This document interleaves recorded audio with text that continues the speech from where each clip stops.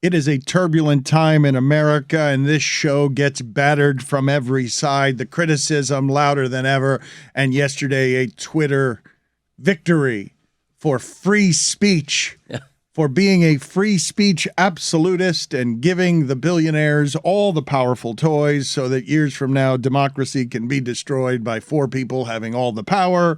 This person writes in, billionaires should not exist, Dano. But you're not willing to say that, are you? Because you're a rich neoliberal who has done very well under the status quo. He's that guy. Neoliberal. Wow. Congrats. You are so right, sir. Not that I'm a neoliberal, but that billionaires should not exist, Dano. Totally fine with not trusting billionaires and people not having all the money who can't be trusted to have all the money. Tony brings up a good point. I don't want Neo in front of anything. I don't like it. Yeah. I'm with Let's you on leave this. Neo Big red out. flag. Unless it's the star of the Matrix, right? Right. Yep. But Neo, is it ever positive? No. Like, I'm a neo-philanthropist. I've never heard that. Yes. You really don't I'm not even sure I know what Neo means. No. I It's got just one. I always definitely bad. don't. Yeah. I got one. Neo Soul. How about that? Okay, that's good. But what does Neo mean? Mm-hmm. New? I don't know. Is it? Isn't it? It is? Yeah, it's a prefix meaning new. I don't like it. But it But feels like, it's but, nothing. but Stinks it's of high heaven. but like neoliberal is not new liberal. It's like kind of liberal but wishy-washy about certain issues. Like you're like a free market capitalist while also being a liberal. Neo doesn't give off new. Neo gives off. Neo has. If I accuse you of being a neo anything, I feel like it's like, ooh, super. you are a neo charitable person. I Yeah. feel like I'm insulting you. Yeah. Oh, I'm a new type of philanthropist? What do you mean by that? You're a neo altruist. Bottom 5 farts. We'll get to that in a second. I know you're very eager. Why wait? I mean- You're probably right about this, but I just wanted, I guess I suppose I shouldn't dispute what you're saying. We should hurry and get to this new list of farts that is different from the old list of farts. How? It's the bottom 5. Yes. Whereas before, the other Top ones were the 5. best type Yeah. of farts. By the way, OLI, another one, the underwater fart. It's great. Oh, yeah. The bubbles. The bubbler. The bubbles. If you're in a tub? Yeah. It's fun. Should be in the top 5, I feel like. Just OLI. Okay. All right. There's a lot of good farts. I got to be honest. The bubbler as a nickname sounds like it could be one of 2 things. One of them is very pleasant. The other is not. The bubbler, if you describe the bubbler and aren't in water, that is not one of the good farts. I want to get to what Stan Van Gundy had to say, Stugotz, because I do think that this is how a lot of us are watching some of what we're watching in basketball, this beautiful ballet from some of the world's most gifted athletes. Stan Van Gundy writes, just because you don't recognize the adjustments the NBA coach you are criticizing is making doesn't mean he isn't making any adjustments. And sometimes, no matter how many adjustments a coach makes, it doesn't change the result because the other team is just better. And then Osman writes, Steve Nash definitely isn't making any adjustments. And then Stan writes, changed matchup on Tatum, blitz Tatum, mixed in a 1-2-2 zone, put Durant at elbow with weak side screening action, flash Brown middle when they load up versus KD, put Irving and Durant high in the slots and shooters in the corner for better spacing. You're right, no adjustment. Wow, SPG. Flexing. That's what information sounds like. In that guy's defense, though, he could just be making up shit and we'd all believe it. No, I don't believe everyone is that Prove it, ignorant. Stan. No, I don't believe that everyone is that ignorant watching the games. But I do believe that that some of the people broadcasting the game or with the expertise on the game know a great deal more than we do. But the best broadcasters, and I'm not sure those are the ones we're giving the tens of millions of dollars to right now. The best ones are the ones who can explain to you what you're watching comedically, communicate it quickly in tight windows, explain the game, teach you the game. Stan has evolved with some of the new measurements that there are in the sport. But you know who hasn't? Barkley, Shaq, Reggie Miller, Reggie Miller's watching that Golden State game, and at one point he says you got to put Jokic and Boogie on the court at the same time. I'm like, are you insane, Reggie? There are 4 of you out there for Golden State. 4 of you. There are 4 dudes who do what you do. You want to guard them both with Jokic and Boogie? Yes, they would devour you in the post. You would become something that would be like a Q-tip in their ear in the post. But you will beat them 3s at a time. You'll keep scoring 2 and they'll keep scoring 3. But Twin Towers. I mean, it's been a while since we had Twin Towers in the NBA with Samson and Olajuwon, I feel like. And Reggie was saying, though, what he Duncan said. and Robinson. Yeah, Oh, Duncan and wow. Robinson. Yeah. The Admiral. The big fundamental. How about that, Mr. Buddy? I mean, I'm watching that game, and I'm wondering, do we need Shaq and Barkley and Reggie to evolve, or is it good for them to just keep sort of misanalyzing some basic things in a game they no longer recognize? Because it's not the same game. Like, when we talk about the leads in this sport, like if you blow a 20-point lead, like it means anything. They're all shooting threes. The blowing of a 20-point lead doesn't mean anything anymore. They've changed the game so much, and it's a game that Reggie played, but is Reggie insane? And he even realized it as he was going on, because what he was frustrated by is, oh my God, Golden State is so good. There is no stopping it from any angle, not even with the MVP. you might as well try. And he's like, I'd just like to see it for a minute.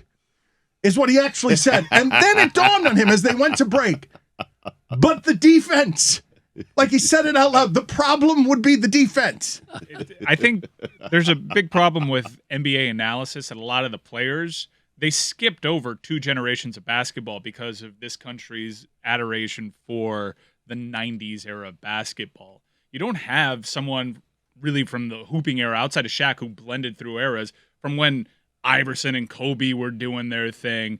It would be great to have a Shane Battier in there, someone that can really give the perspective of the player from when the game evolved. And too often it's just 90s mentality.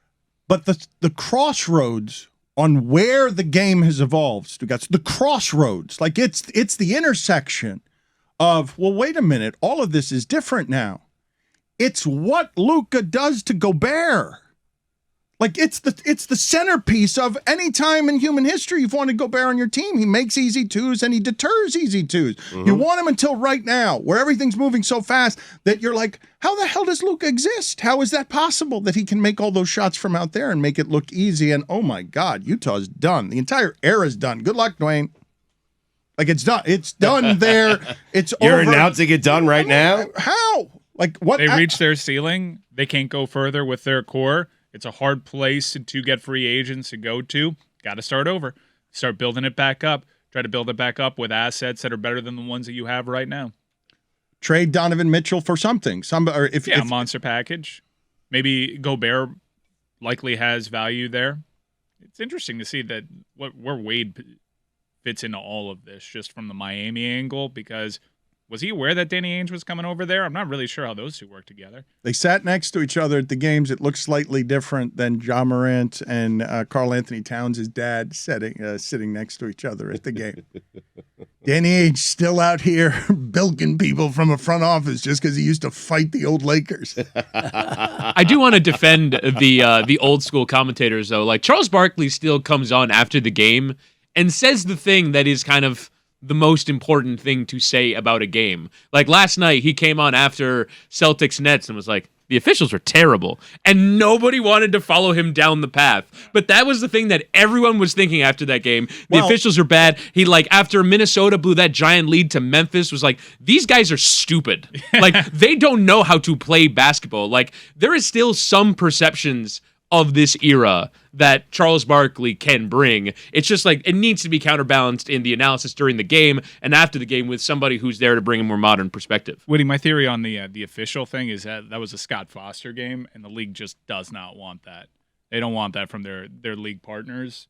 They don't want someone calling into question the person that received 136 phone calls from Tim Donaghy. They don't want that. How crazy is it that like Scott Foster by name, anytime he's on a big game, immediately all of the fans of both teams melt down like, oh boy, we're getting screwed. Like any Phoenix fan, if they get Scott Foster, it's like, oh shit, he's against Chris Paul. Everyone knows he's got a thing for Chris Paul. He hasn't like won a playoff game that Scott Foster has refereed. Like it's amazing to me that these referees have that kind of It's sway. crazy. It's totally insane. And as we normalize the gambling, it's going to become more and more insane. And last night, it was curious. We'll get to Barkley and the officiating in a second. The fifth and sixth foul on Tatum were terrible. The sixth one was awful, man. You can't do that. And everybody knows it. There's just the unwritten rule. You do not give the star the sixth foul on something that's BS. You just don't do that. Have the playoff games been a little difficult for you to watch in terms of game flow? It seems like every trip down the court, every possession, it's getting stopped by a whistle. There's not this free-flowing game. And I thought in the playoffs they'd let more things go. There was a sequence in Game 3 of the Heat-Hawks where both teams were just bombing away from the outside. And it was just pure-cut basketball, new school basketball for like 3 uninterrupted minutes. And it stood out because there wasn't a whistle interrupting the game flow. And I miss that so much when I was watching Celtics Nets or Sixers Raptors, which was just a god-awful game to watch. But let me throw a theory your way on this, because as I've seen some of these replays, right, and they're going to the monitor to see if Jeff Green, who's trying, they're doing these things so precise. The catch and shoot is so precise. The 3-point, all of this survival of the fittest stuff that they've realized the value is at the 3-point line. And now the greatest value to have is Clay and Steph get the shots off no matter what. They're accurate and they do it like super quick. And you got to get there. And everyone gets mad when you foul the 3-point shooter. But you've got to get over there and try and bother that shot, even though it seems like nothing bothers that shot. So they go to replay, and Jeff Green, turns out that he pirouetted in midair somehow, totally around on the defense, missed by inches. They called a foul. They reversed the foul call. And I'm watching that, and I'm like, how isn't there a foul on every play in this sport? If you have to get there that precisely, because the announcers are saying you can't foul the 3-point shooter there. I'm like, are you kidding me? How quickly you have to get out there to defend that? You want him what to are just, you supposed to do? You want him to just stop and not just tick his hip or something when, they've gotten rid of the splayed leg, but I just think everyone out there is so damn athletic. I'm watching the Raptors on a fast break, and I'm like, how are you not fouling all these people when they get the ball? There's no way to keep Jason Tatum away from what he wants unless you foul him. Like, you're not going to guard it without fouling him. Well, Tatum did it to Durant. I mean, he did for a couple of games. Yes, because it wasn't just Tatum, it was all of them. It was because, all of them, yes. Tatum's numbers were very good, but Grant Williams was out there defending Durant well. One of the weird things about watching that entire series, and it was happening yesterday, even though Durant played well, it seemed sometimes that Durant couldn't dribble. Like, it couldn't dribble, that they were putting their hands in there and the length was bothering him. And this is what I'm talking about, the imperceptible way that these guys age. He's got a lot of miles on that body, too. They don't get to age like LeBron. And I know you saw him just score 50, and I know he scored a bunch last night. But the aging process is incremental. His advantages over these people are inches and inches and inches. And you take away the inches, and then someone 10 years younger tries to take what's yours. Right. He was you 10 years ago. Same body type. He's got the length. He's got the size to guard you. Let's not say Kevin Durant was great last night. He was 13 of 31 from the field. Okay. He was okay. Well, he got tired out. Stugotz, like the reports after, we'll talk to Matt Sullivan about this later, but that team has to be tired, just exhausted. And after the game... What, from all the games Kyrie didn't play? I mean, what are they exhausted from? Seriously. Expectations? Well, let's talk about this for a second, because fair enough, Kyrie did have a lot of rest. But after the game, Kyrie said, when I say I'm here with Kevin, I think that really entails us managing this franchise to get together alongside Joe and Sean. And Joe is the owner and Sean Marks is the general manager. And everyone laughs at that because of giving voice to something that, while we'll laugh at Kyrie, this is absolutely how they ended up in Brooklyn and became an economy in Brooklyn, because they promised Kyrie this. You will work with the owner and the general manager on building your team, and this is the result of that team. This is the result of you and Kyrie, Kevin Durant and Kyrie deciding, hey, James Harden, this didn't work. Get out of here. We don't fit. We thought it was a great move. It's not a great move. We all learned very quickly it's not a great move. People objected to what Kyrie said, Stugotz, and all it was is the God's honest truth. He feels like he's running that team because he is. Well, he and Kevin Durant are running that team for sure. I wonder how Joe and Sean feel today, though, because what Kevin and Kyrie have put together has not worked. Hasn't. Yeah. It hasn't. Yep. Honestly, I appreciate your perspective on this, but also is your takeaway from this season and all that it entailed that Kyrie needs more power? Seems like he's got plenty. Yeah. And it seems like it's hurting them. Oh, but I love the funny of the mirror on this one. Like you're saying we're going to sit with our management team and figure it out when you can look in the mirror and be like, well, the number one reason that the regular season was a total disaster was pretty much me. Yep. Didn't get a shot. Refused to get a vaccine. And But I know a lot of people are okay with that, but I can't imagine that the guys in that locker room are, after seeing the results especially, are okay with the decisions Kyrie made leading up to the playoffs. Stephen A. says, because he's coming out for a max contract, that he would not give him anything more than a one-year deal, that you cannot trust this person, that he's an absolute professional at not playing basketball, as is Ben Simmons. He said that when Russia started bombing Ukraine, He was worried. he was wondering if Kyrie was going to show up to work. Kyrie had a quote that I heard, and I was like, dude, look in a mirror. You're the reason. He said, well, the Celtics have been gelling since Christmas, and we're still trying to gel. You're still trying to gel because you weren't there. Because of you. You're still trying to gel during the postseason, and it's going to be impossible to do because you got a tough draw because you're the 7th seed because of you.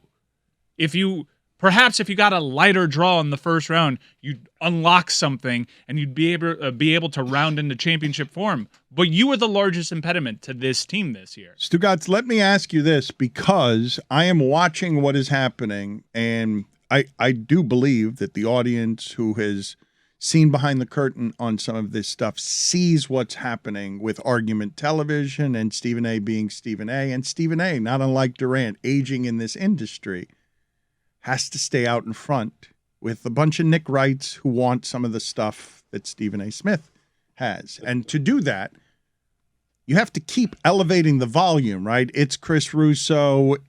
I'm going to argue. I don't want as much nuance as Max brought. I want what Bayless brought.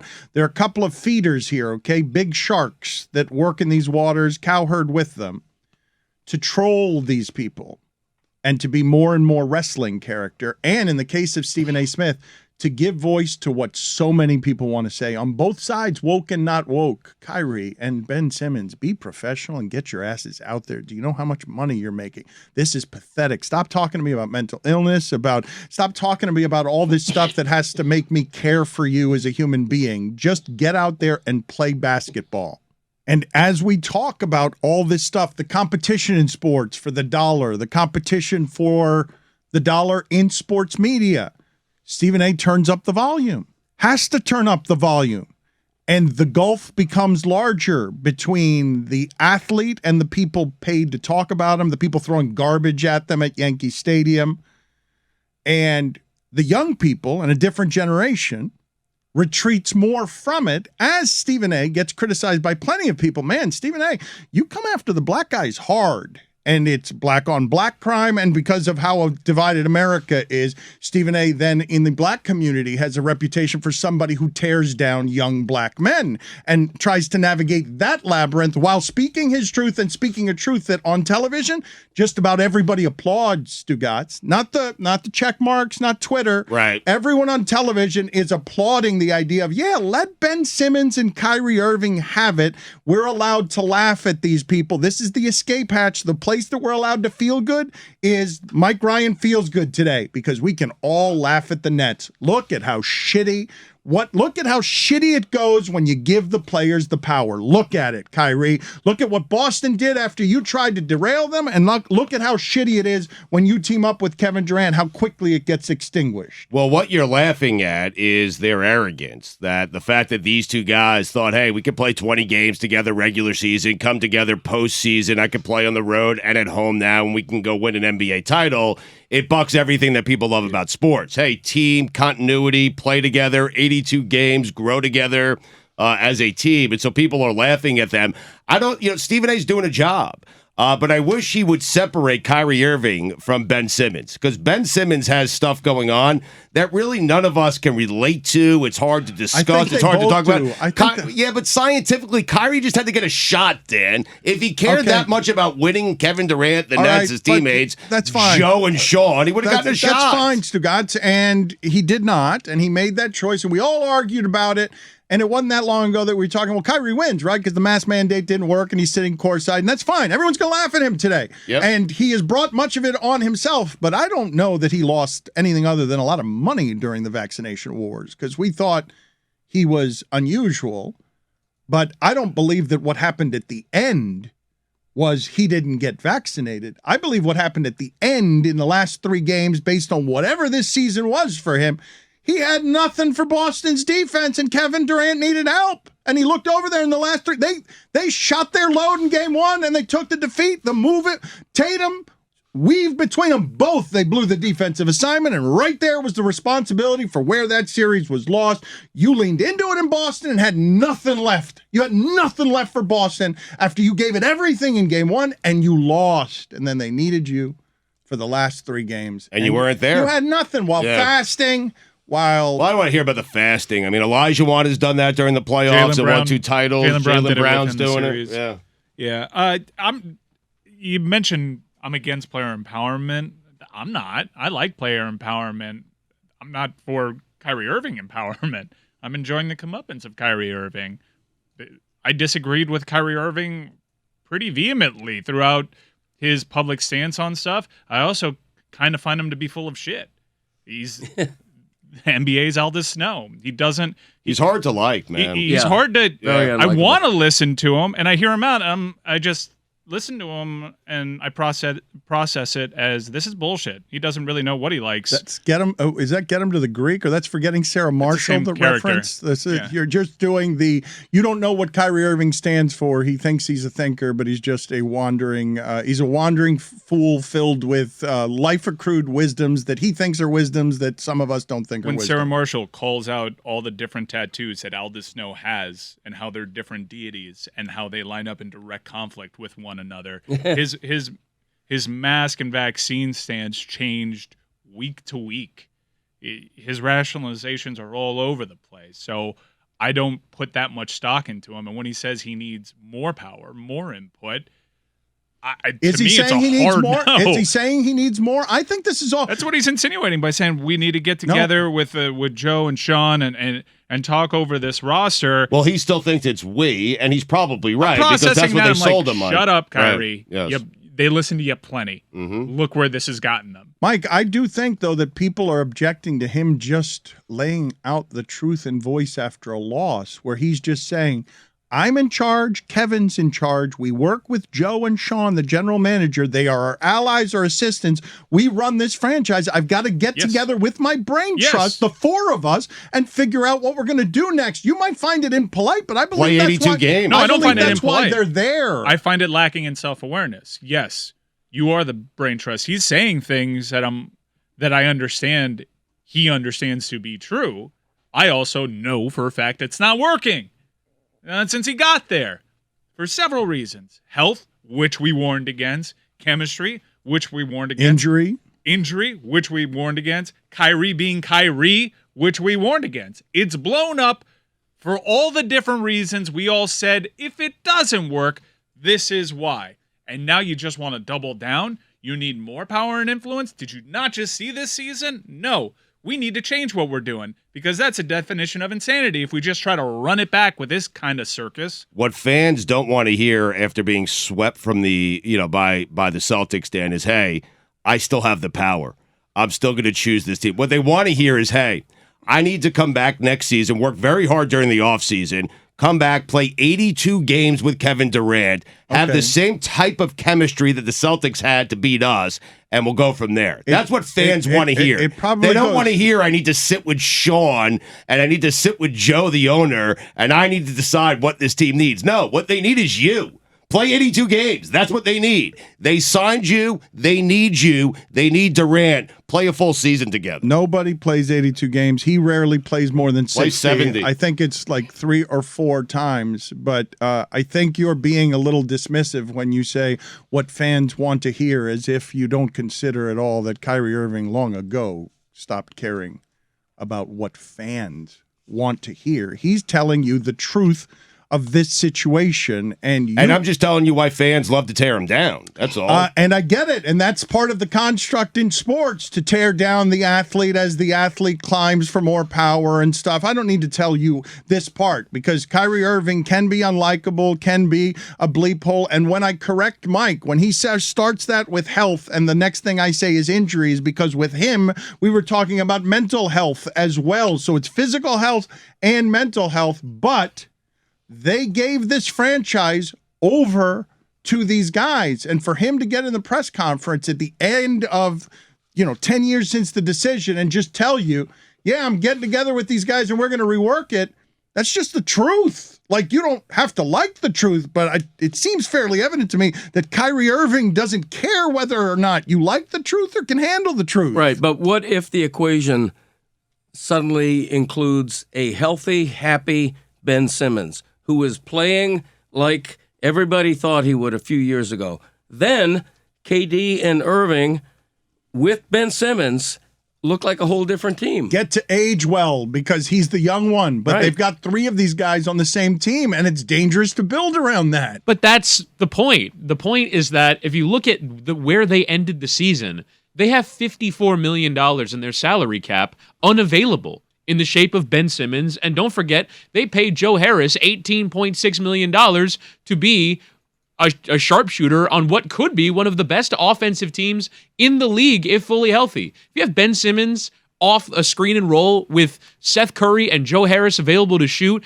and KD and Kyrie available as, build it out options, that's an incredible offensive team. And the only proof that we have of this team being great is a round and a half of Kyrie, KD, and James Harden being together before they got hurt against Milwaukee. And so I think when people say, what leg does Kyrie Irving have to stand on? It's because for the most part, this has been a massive disappointment for 2 years. The 3 of them together has not worked. For the reasons that were foretold, but we will go into next season if you tell me Ben Simmons is playing, and you tell me they now have a Curry who shoots like that, and if you tell me it's not all going to fall apart as soon as Drummond gives the peace sign in a 30-point blowout over the Heat, because Drummond gets played off of the court again. But now you tell me that those 4 guys have Drummond offensive rebounding, or you have the ability to use Drummond differently. All of a sudden, we'll go right back to talking about that team being formidable, as perhaps it starts to play some defense, because Ben Simmons ends up being a good player. But there is no time for that. You guys realize that the way that we do this stuff now works so fast that it crumbles for Drummond almost the moment he puts up the peace sign. Get out of here. You're not even allowed on the court anymore. And it crumbles for the Nets so quickly that you do not have time, when you've invested in the knuckleheads, to wait for them to stop being the knuckleheads. I thought you were headed down a path where we don't have time for this because we have to get to Mike's bottom 5 farts. I mean, that's what I was hoping. I mean, what is taking so long? Number 5. Oh, yes! I thought that was one of the farts.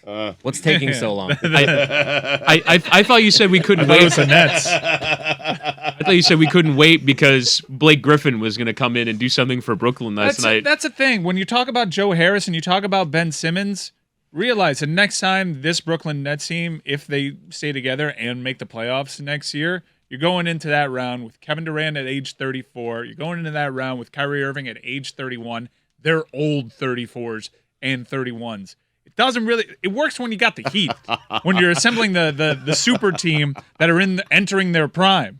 These guys are outside Patty of their Mills, prime. LaMarcus Aldridge. Man, Durant got old quickly. I mean, It's not, 4 Durant's so games ago, great. he wasn't old. I still agree that Durant. Amin said that Durant's the best player in the NBA. I agree, but will he be at 34 with an Achilles injury in his past with that frame? It's hard to say. You said That frame is not going to age like LeBron's. You said Durant got old fast. I'm watching that game and I'm like, are you bleeping kidding me that the league leader in taking charges is Blake Griffin? I saw that guy. what he does, I saw that guy. Saw that guy float across the sky, and would have never wanted him to take a charge 10 years ago. Not one. I love how Stan kept pointing out he is winded. My God, does he look tired? Like every time down the floor, Stan Van Gundy's like, he is like beat red. I mean, he's gonna give it effort, but wow, does he look tired? It is so cruel, the aging process in sports. It's so, that dude used to be. He was jumping over keys a couple symbol of years the ago. youth. He was jumping over keys, and he's like exhausted. He looks like Chris Cody playing 40 minutes. He's that red. That's what I'm saying about their age range and how they're trying to do this. Number 5, worst fart. Smelled way worse than you anticipated. Oh, yeah. When you think you're safe, Yeah. you're like, Yeah. I can let this one out. Yeah, where we've established everyone loves their own brand. I'm talking about the times that you yourself need a minute. Yeah. Where you go, Because what is that It's smell? unsettled. You're wondering That what's came going out of on me. inside. Right, You yeah. What did I yourself. eat? There's no one else in the car. You're lowering the windows. It stuns you, is what you're saying. Yeah. Stops you in your I tracks. thought it Yeah. was safe to let this one rip. It's in your bones, and you're like, whoa, that was inside me. It shouldn't be outside me. Nobody should endure this. Do you ever do the thing with your spouse where you feel a fart coming, and you're like, it's not going to smell, so you let it out in front of her, and you're like, oh, you're good. And then a minute later, she's like, that smells like, and then you're like, oh no, and you get in trouble. You can't be that undisciplined about what you're doing. You need to have You guys more don't let it go around your spouses? So, Oh, I always do. I'm Yeah. not. I'm Try not to. saying you I have let her know though. I'm like, you have to incoming. know your body well enough to know how bad it's going But that's to be. what Mike's though. point is. That's why it's a terrible fart. It's a fart you think is going to be fine. I think those feel like more private farts. Like you can't. You're There are talking. times that you think you're in the Farts. clear, and your body is telling you, no, you're not. Number 4. Number 4, Super Bowl Monday farts. Oh wow. Number 4. What a specific category. Number 3. Number 4, Super Bowl Monday drive into work. That is torturous. Yeah. That is depressing. You Yep. hate yourself because of everything that you've ingested, and you're not even sure what you're ingesting presently in your car. Your own smells is healthy for you. Super Bowl Monday, awful farts. Worst farting day of the calendar. Super Bowl should be on a Saturday, right? Yeah, so we we'll can get get to the- that. Yeah. Put it on the poll, please, Chris, at LeBatard Show. Is the worst day of there being farts in cars in America Super Bowl Monday? Number 3. The general admission concert fart. The GA fart. GA fart. That's like a plane fart. What's wrong with that fart? Nah, because Nobody knows. sometimes it ties back into number 5 because you're drinking and it smells way worse than you anticipated for other people, and you start hearing other people react. That's when you thought start were dancing good. away. You start dancing like to some other part of the. Or look around like, who did that? Even though it was you. You extra dance to try, like it's so not me. I am so not the person who would do this. And you know how you know? Because no one who did that could be this happy about dancing right now. This happiness is false. It is camouflage. It is just meant to mask the shame of I was a little too comfortable in a group. I knew I couldn't be caught. No one would know it's me. Let me dance the night away. You ever do one of those like, oh, what is that? Who did that? You got to be That's what you subtle gotta with do. that. Who If did you're that? too heavy-handed with that, it's obvious You it's blame others. You got to let someone you got to do the motion of smelling it. Like Oh, yeah. Right. You don't even. You gotta don't be a bring good it into actor. your Start face, the you're just motion. like, you got to be Right. a good. You can't just Right. go to whoa. What was that? You got to be very That subtle. feels very You got to do something with the deceitful. nose first. Yeah. You give them like the Lord William Regal type Yeah. of face. Like, Very genuine. Very like, whoa, what is that? So you don't feel like a giant liar while doing that? I always do. Yeah, people think you are. That's why the phrase "he who smelt it, dealt it." That's right. That's a thing. Nailed it. You tell them. Yeah. There's also he who denied it, supplied it. Good point. It's another one. That's why I stay out of it. Number 2 Just is Chris. dance. Number 2 is Christmas. No, number 2 is the airplane fart. Oh. We've debated this ad nauseum, so we don't need to really bear down on this one. Number 1, this one's easy, guys. This is a Tom Brady of bad farts. The shart. Obvious. Never good. Anti- There's never a good shart. Never What a about good the shart you don't really know about till you get home? Mystery. I don't Yeah. believe that I happens. gotta tell you, I know when Mystery I short. shart. Yeah. There's no such thing as a mystery You've shark never for like me. farted and then you get home and gotta you, be you kidding change me. your underwear. You gotta and be it's like, kidding wow. me. No, No, this is not really a No. shark then. You know it when you feel it. Right. Okay. There's an in between the shart and the dry fart. There's like somewhere in between. Yeah, that's what I'm talking about. But, Like, This is but not the a shart where you know this- it's happened is a disaster. Farts A have no calamity. shelf life. You enjoy them immediately, and then they disappear into the air. You know. But here's the I don't believe much of this stuff happens to women. funny. I'm just going to say that our this is pretty, what we've sunk into here is a really, I don't believe that women come home and dare to utter what Chris Cody did. Oops, didn't know that was there. I believe that is the particular domain of the disgusting man. I believe that this is a gender blind spot that our entire show has of just how deeply uncomfortable it is that Chris Cody doesn't know how to clean himself, does not know how to fart. I'll tell you this, Dan. I didn't quit my job working at Publix from cleaning the men's bathroom. I know how to clean it. Okay. I just don't know when it's there sometimes. Right.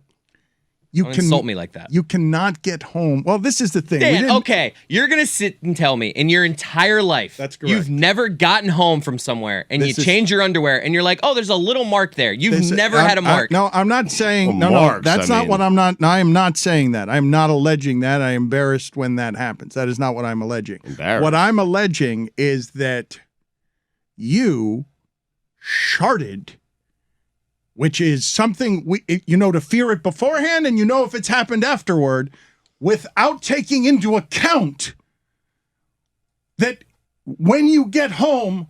Oh, yeah, that's right. 7 hours ago, I had that experience with my body where I wasn't sure. And there's my proof. I've discovered it now 7 hours later. That's how Until disgusting you I see am. it, Dan, it didn't Well, happen. like Whitty I mean, said, that's there's it. gray Yeah. area, there's brown area here. Like sometimes it's not a shard, like a big piece out. It's just like you thought it was a fart and it happened. Like You can live with it. You can live with it. You It can go does about happen. your day with it. I like my Yeah. allies Yeah. here. I don't. I Yeah, he's believe. right. I believe that You women can. There might you mess up a bathroom. I do not believe that women do this. You've never been with Abby on Super Bowl Monday.